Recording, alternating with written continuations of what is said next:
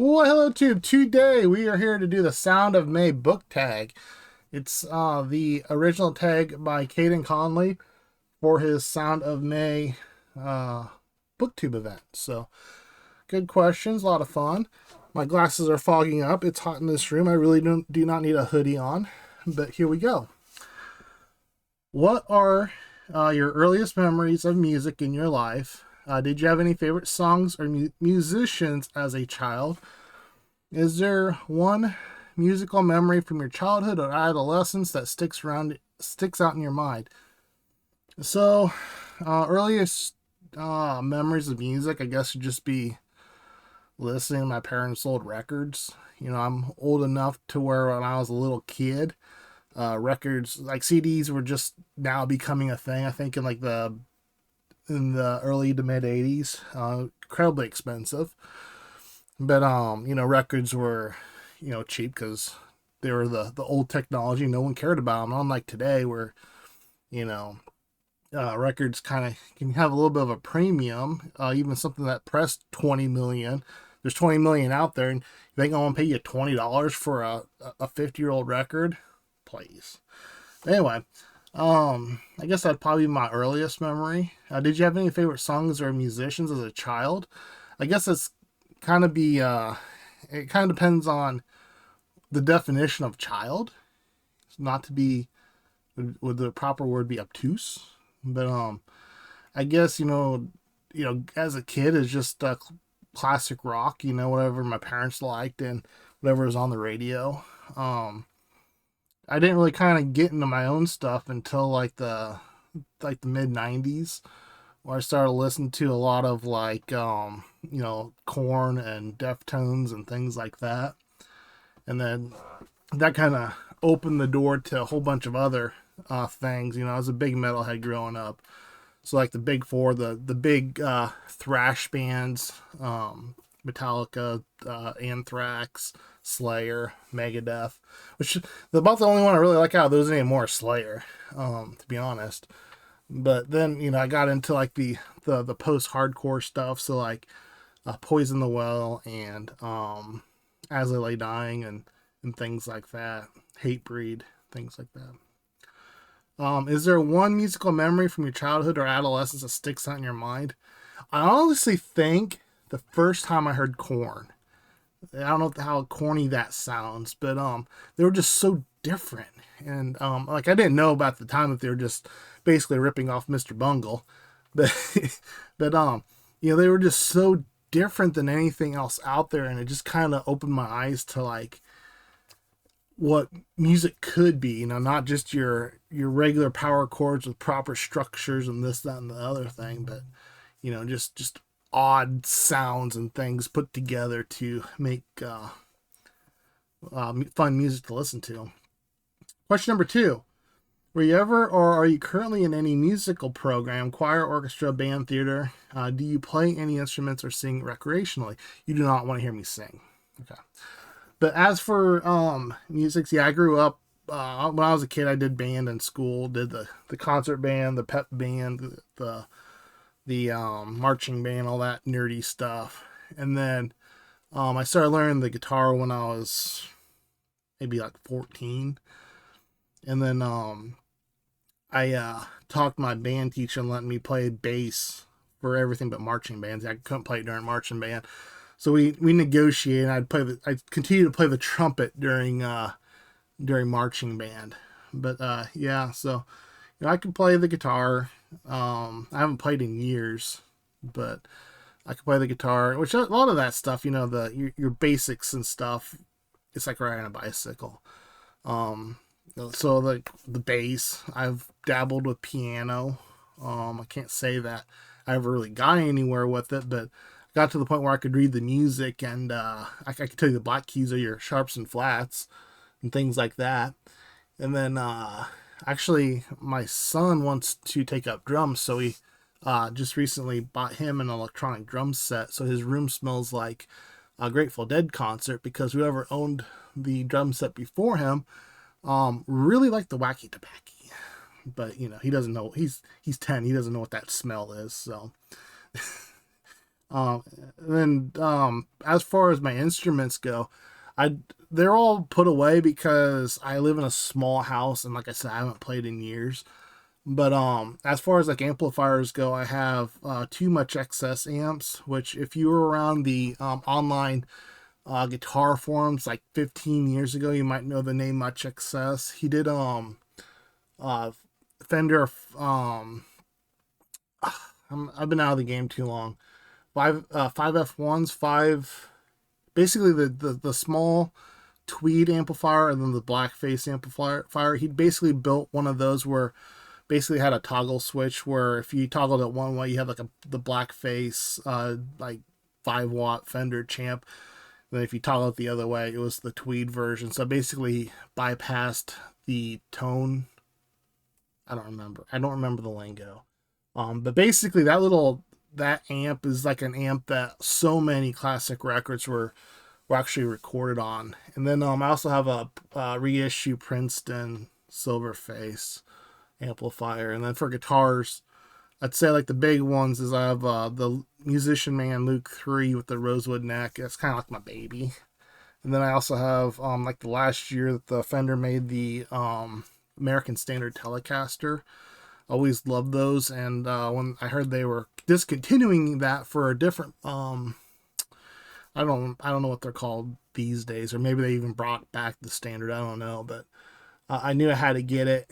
And then I also have an '84 Squire Strat with the David Gilmour EMG active pickups in it. And if you know your old Squires, your Japanese Squires, you'll be like, that's an awesome guitar. A lot of people think that the old Japanese Squire stuff was actually better than the American-made Fender stuff of that era. And I agree with them. It's an awesome guitar. It's not like, I mean, Squire makes a lot of good stuff today, but it's not like a lot of people think of Squire as like a cheap beginner guitar, but like in the 80s, they were producing some really good stuff. Is there any album? Question number 3: Is there any album that you consider musically perfect or near perfect? This can include popular music, symphonies, Broadways, musical film scores, etc. I could be here for the next 3 days rattling off perfect albums. Instead of doing that, I just went over. I grabbed 3 records, and that's the 3 we're going to go with. And of course, we have Dark Side of the Moon by the Pink Floyd.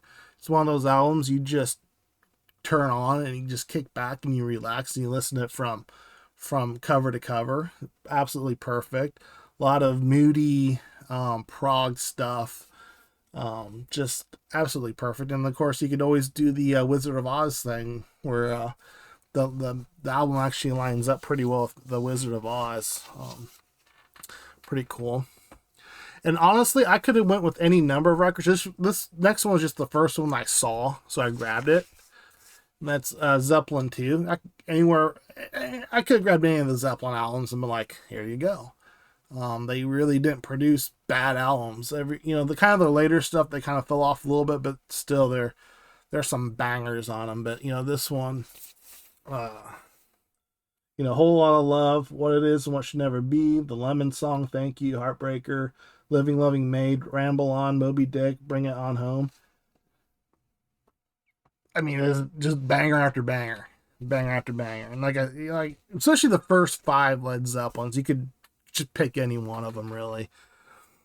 And then we have Fleetwood Mac's Rumors, which again, this has actually my favorite Fleetwood Mac song and one of my favorite songs of all times. Does this have?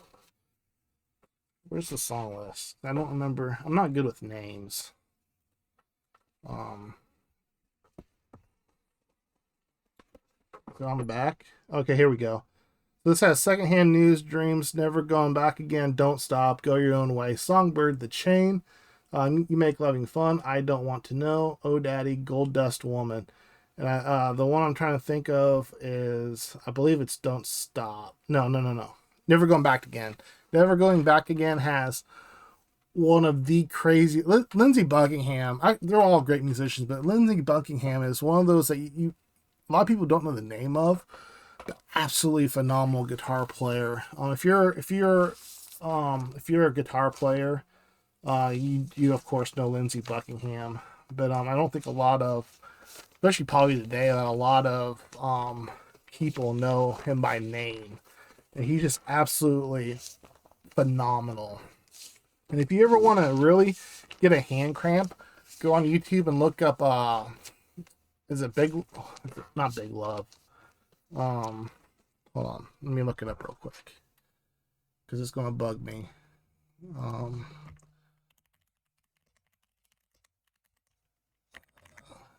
Oops, I didn't mean to.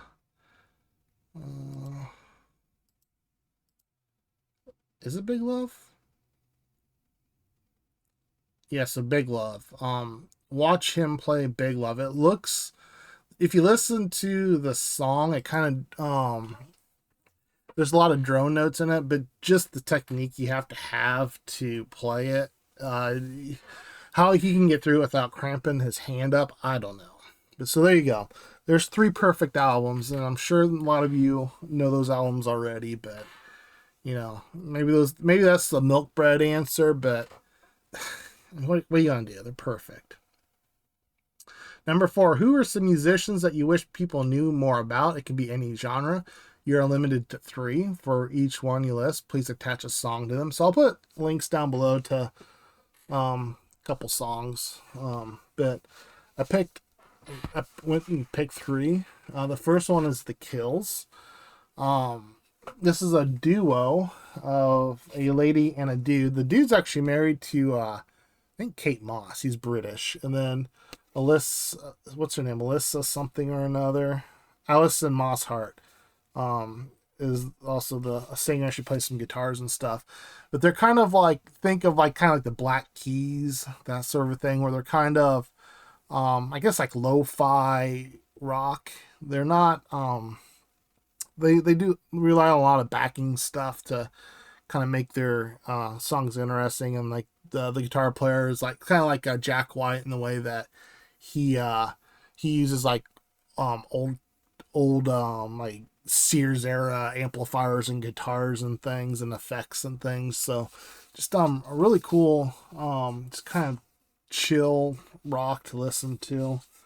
I don't think a lot of people probably know that band. Then we have Pigs times 7. They are fantastic. This album, Land of the Sleeper, I could have put this in with the, actually I could put any one of these in like the perfect album tag or selection. But these guys are British, very just heavy sludge metal. Think like very slow Motorhead, I think would be a really good description of them. The singer sounds a lot like Lemmy, but they're just slow, heavy, just sludge metal, and just so good. Yeah. Pigs times 7. And then this one kind of goes with my theme for this month, which is I've been doing a lot of like New York hardcore books. So I read a book about the HR from Bad Brains, Harley Flanagan and John Joseph's I guess memoirs from the Cro-Mags. And then one of the books is a Roadie's Tale by Civ, which is Youth of Today.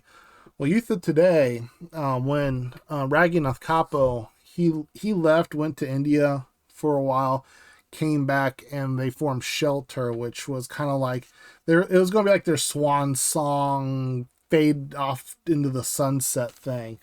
And they produced an absolute perfect album, Mantra.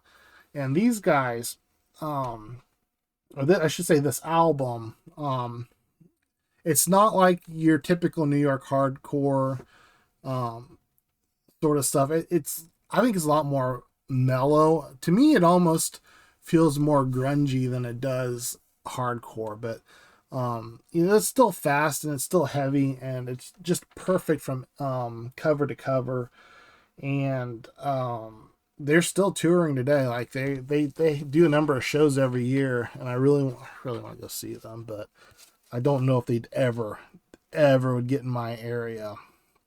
But they're a Krishna band, so they sing a lot about, Hindu stuff or Hindu related song lyrics and lyrics to uplift you and things like that. They're not super preachy or anything like that, but they're kind of like the Christian rock version of hardcore, or but they're Krishna core instead of Christian rock. So, number 5, is there a novel poem you have read that you believe captures the beauty of and transformative power of music? What about nonfiction? I have nothing for this one. Absolutely nothing. Besides, I could say that the hardcore books that I've been reading kind of capture the New York hardcore scene, because it's essentially what they're about. Number 6, who is a musician that everyone seems to love but you can't stand or understand the appeal of? You're limited to 3. The more hateful, the better.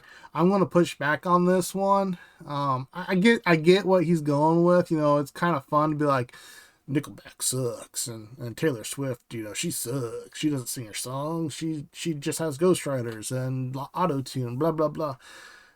But I'm going to give the PG happy answer and be like, if it gets kids into music, it's a win in my book. I don't care if it's Taylor Swift or Slayer. I might like Slayer a whole lot more than Taylor Swift, or any number of them.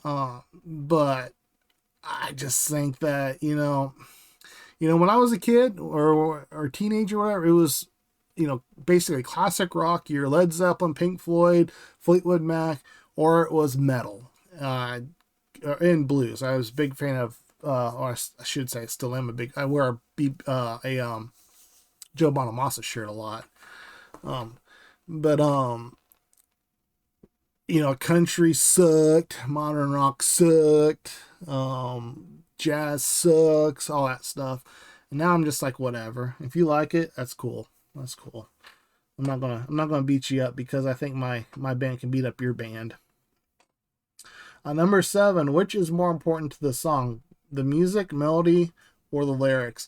I can't answer this one either, because if I had to choose, I'd say the music / melody, because I don't really care what the lyrics say. I can't really tell you the lyrics of any of my favorite songs. I might be able to sing along to them if I'm listening to the song or whatever, but I can't sit here and sing. Well, I don't want to destroy my record here. I can't sing sit here and just start singing any of the songs I just showed you off any of these records.